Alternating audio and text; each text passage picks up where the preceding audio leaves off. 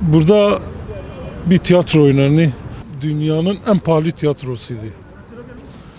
Bizim gayemiz, amacımız hak, adalet nasıl onu bulsun.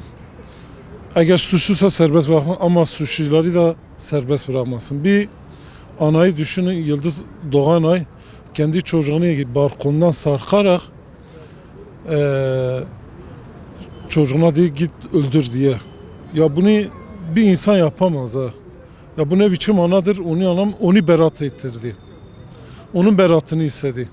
Bir hayvanı göz önüne aldığınız vakit hayvan yavrusunu korumakla mükellef, koru. Ya bu kadın ya herkesin dilindedir. Herkes biliyor bunu. Yani o kadın bu olayların içindedir. Başka olayların da içindedir. Gel ki gör onu serbest bırakayım. Olayın içinde olan birkaç kişi daha da var. Onların da beratını istedi. Ben adalet nasıl diyeyim buna? O tiyatroda gelse nedir bu? Biz sadece adalet istiyoruz. Hiçbir şey istemiyoruz. Adalet istiyoruz. Bu serbest bırakanları da tutuklamasını istiyoruz. Ve bunların arkasındaki olan güçler, odaklar, onların da tutuklamasını istiyoruz. Bu yetkili kişiler, onları teşvik edenler, hepsinin tutuklamasını istiyoruz.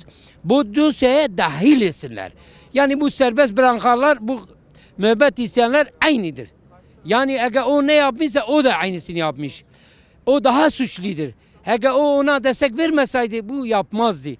Biz hepsinin tutuklamasını istiyoruz. Bu serbest bırakanları tahliye edenler, mesela serbest tahliyelerini isteyenlere de onların cezalandırmasını istiyoruz.